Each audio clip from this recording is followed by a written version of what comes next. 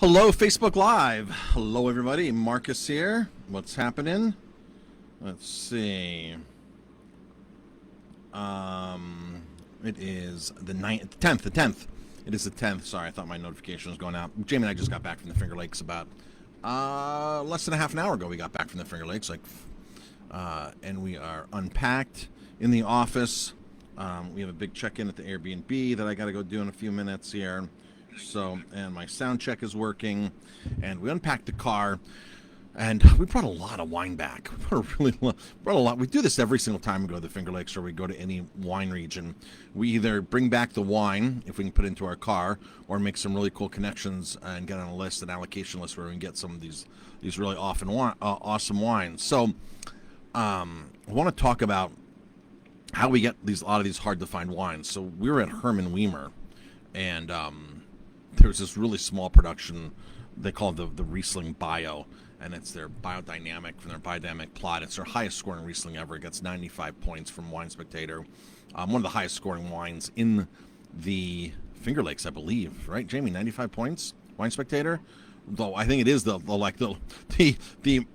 highest scoring wine in Wine Spectator history for the Finger Lakes. And while we're there with our contact, she's like, "You want this?" And I'm like, "Yeah, but it's not on the wholesale list. It's not from the distributor." She goes, "Well, we'll sell it to you right here, right now, today. Here's the wholesale price on it. We only have, 22 cases left.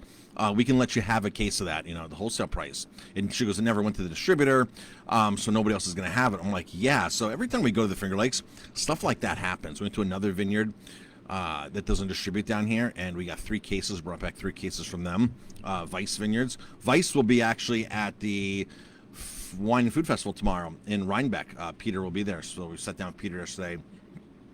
Took some friends to Vice Vineyards, Domaine Le Sire, a few vineyards yesterday, and even when we were in Italy, things like that happen. Like, for example, we went to Fantanelle and La Roncaia. La Roncaia is a very small winery that Marco Fantanelle owns, and the wine comes to New York. It comes through a very exclusive distributor, super hard to get, very, very limited and allocated. And while we're at the winery in Italy, Marco's like, "You want me to put you on the list?" I'm like, "Yeah, put us on the list for La Roncaille, the Refusco, and a couple of the other ones. Yeah, put us on the list." He goes, "You're on the list. I'll put you on the list. You're on the list. You call them, and your name will be on the list of one of the very few restaurants in New York that can start buying this wine." I was like, "Oh, that's awesome." So, when you come in and we tell you we have something special for you, it's because we really, truly have something special. Something that Jamie and I have worked relationships for, something we've actually gone personally seen. And this happens all the time when we travel. All the time when we travel, we get all these goodies. So we got 3 other wines that are not distributed down here. You can't find anywhere. So if you go to the Hudson Valley Wine and Food Festival tomorrow or Sunday, you'll taste Vice Vineyards, and you'll be like, "Wow, how do I get this? Can I find it in a store?" And you won't be able to. But we have 3 cases. They make the Schulhaus that we've always had. So whenever we go up there, we always pick up some more wine. So that's the fun part about traveling and that. So it's almost 3:15, and my check-in is going to be here in a few minutes for the Airbnb. Group of, I think, like 12 people staying at the house this weekend. The house sleeps like 24 people. It's a big house, 7 bedrooms. If you are tuning in live, just drop a comment, #live. If it's on the replay, #replay. Hi, Joel. Hi, Tim. Hi, Susan. Thanks for dropping a comment. Tim is in Sarasota. Joel is in Arizona, and I'm sure Susan's in somewhere local here, Sullivan County or something. So, just drop a comment. Let us know where you're tuning in from. I just wanted to go on real quick and just say we had a great time in the Finger Lakes. Didn't go to any new... Did we go to any new wineries? Went to new distillery. Went to a new distillery. Yeah, very cool new distillery. Barrel House 6. Barrel House 6, right next to Dr. Frank. Hi, Cheryl. Cheryl's on. I thought we went to one new winery. No. We just went to all our favorite places. Damiani. Went to Damiani. Went to Finger Lakes Distilling. Brian was one of the first distilleries on the scene here. New York Farm Distilleries right after Tuttletown. He was on not long after, making some great spirits up there in the Finger Lakes. One of the pioneers in the distilling industry here. the farm distilling industry in New York. Prior to 2006-ish, to open a distillery, you needed a lot of money, a big license. It was a big production to do a distillery. And finally, in 2006, the state passed what was called the Farm Distillery Bill, which allowed a small distillery to open. You didn't have to. To spend like $60,000 on a license and all this other stuff to just full out production, because there were a couple distilleries, but they were full out like factories. So you no longer had to open a big factory. You could actually open up a small farm distillery using local ingredients, get that type of license, which is a lot less money. And that single bill right there, that single law that they passed, has revolutionized the New York distillery scene.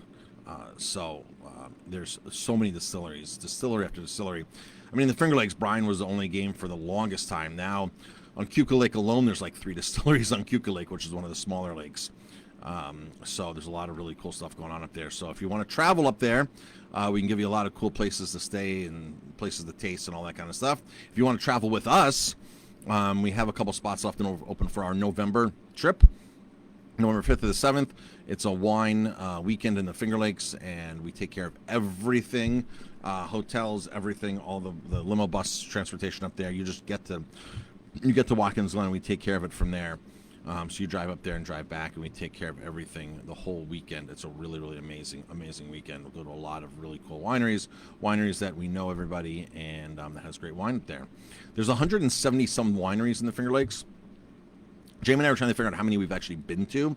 I think we've been to almost 50 wineries, mid-40s or 50 wineries. We were trying to count the other day, so we're going to get a complete count of that. And I have to tell you, just because we've been there doesn't mean we would buy their wines. There's several wineries that we just have been there. We like the owners, just don't like the quality of the wine. We like what they're doing, just don't like the quality of the wine that they're producing. So we just can't get ourselves to buy the wine. So. Everything's important for us, the quality, the relationships, just the good feeling when you go into a place. So that's the story with that. And here's my text message for my check-in. So I got to get going, folks. Jamie, you doing a cocktail today? I probably will. Okay. You got to work out still, right?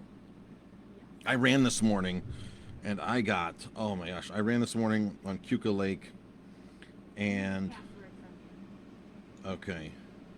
I ran on Keuka Lake this morning, and I saw the sunrise. on Keuka. It was amazing. This has no filter.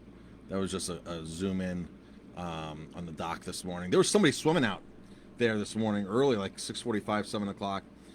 There was somebody that was out there swimming. First I was like, oh, what is that? Like a duck coming back or something?